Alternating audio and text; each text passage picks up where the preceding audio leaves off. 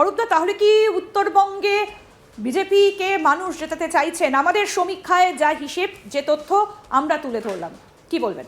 আপনাদের সমীক্ষা অনুযায়ী যা দেখা যাচ্ছে যে 294টা বিধানসভায় 295টা বিজেপি জিতবে আপনাদের সমীক্ষা অনুযায়ী। এটা আমাদের সমীক্ষা নয়, সাধারণ মানুষ কাকে ইউটিউবের সামনে আমরা তুলে ধরেছিলাম, ইউটিউবে যে কমিউনিটি পোস্ট আমরা করেছিলাম তার একটা রেজাল্ট আমরা পেয়েছি। বলি এবার, সুকুমারের একটা কবিতা ছিল, ওই আবল তাবলে খিচুড়ি কবিতাটার নাম, হাঁস কহে সজারু ব্যাকরণ মানি না, হয়ে গেল হাঁস জারু কেমন এটা জানি না। তো সেই খিচুড়িটা এখানে ভালো খিচুড়ি প্লেস হলো। আমি কেন বলছি, এই সমীক্ষাটা আপনারা মেথোডোলজি বললেন, আমি নিজে কম্পিউটার সায়েন্সের ছাত্র, আমি অল্প বিস্তর মেথোডোলজি বুঝি। এই যে আপনারা বলছেন যে একজন মানুষ একবারই একটি প্রার্থীকেই ভোট দিতে পেরেছেন, কিভাবে বলছেন? শঙ্কুদেব পণ্ডা আমার পাশে বসে রয়েছেন, আমি দেখতে পাচ্ছি ওর কাছে 3টে মোবাইল ফোন রয়েছে, 3টে আলাদা আলাদা আইপি অ্যাড্রেস। একটি কেন্দ্রে একজন মানুষ। আমি বলিনি, একটু শুনুন, শুনতে ধৈর্য রাখতে হবে, তো আপনি তো সঞ্চালক। আমি এখান থেকে চাইলে আপনার সমীক্ষায় অংশগ্রহণ করে আমি একটা ভোট দেব, আমার আইপি অ্যাড্রেস আপনার ওখানে রেজিস্টার্ড হবে, আমি এখান থেকে আর ভোট দিতে পারবো না। আমার 3টে আলাদা মোবাইল নাম্বার, 3টে আলাদা ডিভাইস, তার ম্যাক অ্যাড্রেস আলাদা, তার আইপি অ্যাড্রেস আলাদা, আমি 3টে ভোট দিতে পারবো। একটা মানুষ চাইলে 100টা ভোট দিতে পারবে, আপনি আটকাবেন কি করে?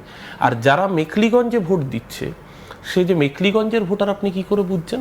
How could you conclude that the person who is casting his vote or her vote in Mekhliganj or Sitai constituency, that particular electoral is registered under that constituency only? How are you confirming that?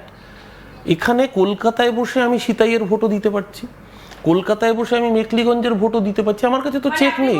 এই যে 86,000 vote একটা কেন্দ্রে যেটা পড়েছে, এই যে যেমন ধরুন আমরা দিনহাটা 19,000, এই যে মানুষ আপনি বলছেন এটা শুধু দিনহাটার মানুষ নন, বা এই যে নাটাবাড়িতে 19,000 বলে দিচ্ছি, এইটা যদি অন্য জায়গা থেকে আমার যদি একটা এজেন্সি আমি হায়ার করি, যে এজেন্সিতে কাজ হবে 500 লোককে এমপ্লয় করে দেওয়া, যারা একটা পেইড ওয়ার্কার হবে, যাদের কাজ হবে বিভিন্ন ওপিনিয়ন পোলে গিয়ে ভোট দেওয়া, প্রত্যেকের কাছে ধরুন 2-3টে করে মোবাইল, একটা করে ল্যাপটপ রয়েছে বা আরো বেশি ডিভাইস রয়েছে।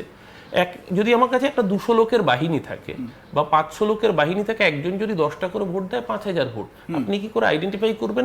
আমি তো বলছি যে আপনার এই যে স্ট্যাটিস্টিক্স, এই স্ট্যাটিস্টিক্সে তুফানগঞ্জে যারা ভোট দিয়েছে, আমি হতেও পারে তারা অনেকে তুফানগঞ্জের লোক, কিন্তু 100 জনের 100 জনই যে তুফানগঞ্জের লোক আপনি কি করে কনফার্ম করেন? আপনার কাছে কোনো চেক নেই। দ্বিতীয় কথা, একজন লোক যে একটি ভোট দিতে পারছে সেটার কোনো চেক আপনার কাছে নেই। আপনি বলছেন যে একটা ডিভাইস থেকে, আপনি ঠিক, কিন্তু এটাই পদ্ধতি যে একটা ফোন থেকে একবারই প্রেস করা। এক্স্যাক্টলি, আমি সেটাই বলছি আপনাকে। আপনার তো দুটো ফোন নাম্বার থাকতে পারে, তার মানে আপনি দুটো ভোট দিতে পারবেন। আপনাকে তো দুটো ফোন রাখতে কেউ বারণ করেনি, কেউ বাধা দেয়নি। এই যে আপনাদের প্রসেসটা, এই প্রসেস অনুযায়ী আমি আপনাকে চ্যালেঞ্জ করছি। আপনি তো মাত্র 9টা বিধানসভা দেখালেন, আজকে সম্ভবত প্রথম ফেজে আপনারা এরকম শঙ্কুর মতন অনেকেই হয়তো 3টে করে ফোন নিয়ে, আমি অনেকেই 3টে করে ফোন, আমারও তো দুটো ফোন থাকতে পারে। আমি শুধু আপনাদের বলছি যে 152টা দেখালেন, আমি আপনাকে এখন বাকিগুলো দেখানোর আগেই আমি আপনাকে আপনার রেজাল্ট বলে দিচ্ছি, 152টাতেই বিজেপি জিতে। ওই জন্য 294, এই গোটা সমীক্ষাটাই অ্যাকচুয়ালি এরর নিয়ে সমীক্ষা, কারণ এই সমীক্ষার সাথে গ্রাউন্ড রিয়ালিটির কোনো আমরা গ্রাউন্ড রিয়ালিটি নিয়েও আসবো, কথা বলবো অবশ্যই। গ্রাউন্ড রিয়ালিটি 4 তারিখে যে রেজাল্ট আউট হবে তাতে তো পরিষ্কার হবেই।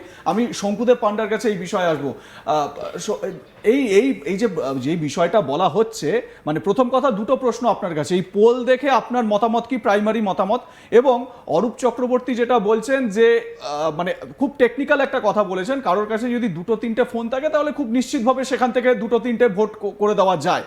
কিন্তু খুব গুরুত্বপূর্ণ আর একটা বিষয় বলেছেন যে এজেন্সিকে ব্যবহার করে নাকি এই সমস্ত বিষয়গুলো বা সার্ভেগুলোকে ক্যাম্পেইন করা হচ্ছে। আপনি কলকাতায় বসেও তো কুচবিহারে ভোট দিতে পারছেন। একদমই। তো এই জায়গাটা আমি শঙ্কুদেব পান্ডার কাছে আসবো। দেখুন, প্রথমেই আমি বলবো যে এই ধরনের এজেন্সির ওপর ডিপেন্ডেন্সি নিয়ে অপারেট করবার বা প্ল্যানিং করবার পুরো দায়িত্ব যাদের, তাদের এজেন্সি কি করছে, কিভাবে এফেক্টেড হচ্ছে, কি কি কাণ্ড করেছে, সেসব আমরা ইতিমধ্যেই দেখেছি এজেন্সির কাছ থেকে। তাই সবুজ রঙের, লাল রঙের ফাইল নিয়ে অনেকে কথা বলছেন, একটু খোলাখুলি বলে দিন। আমি ভাই, সবাই জানে, সবার বেকার প্যাক করে তো লাভ নেই, যা ঘটনা সবাই জানে।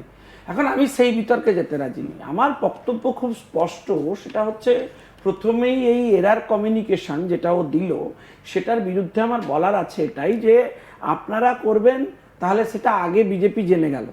জেনে যাওয়ার পর আপনারা যখন পোস্ট করলেন, তখন বিজেপি নির্বাচনের সব প্রস্তুতির কাজ ছেড়ে দিয়ে সবার আগে কোমর বেঁধে একটা টিম তৈরি করলো, সেই টিমকে বললো যে আপনারা বাহিনী রেডি করুন, কারণ আজ তাক এই ধরনের একটা সমীক্ষা করছে, সেই সমীক্ষায় আমাদের 86%-এর ওপরে ভোট দিতে হবে এবং দিয়ে জিততে হবে, নির্বাচনটা পরে হলেও চলবে।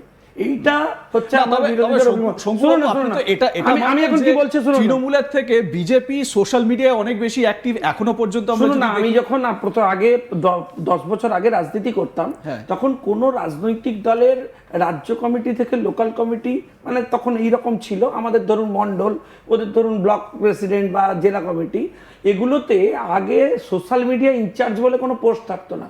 এখন তার প্রয়োজনীয়তা প্রত্যেকটা রাজনৈতিক দল রিয়েলাইজ করেছে, তাই সোশ্যাল মিডিয়া এবং মিডিয়া এই দুটো রাজনীতিতে অঙ্গাঙ্গিভাবে জড়িয়ে গেছে, এটা প্রথম।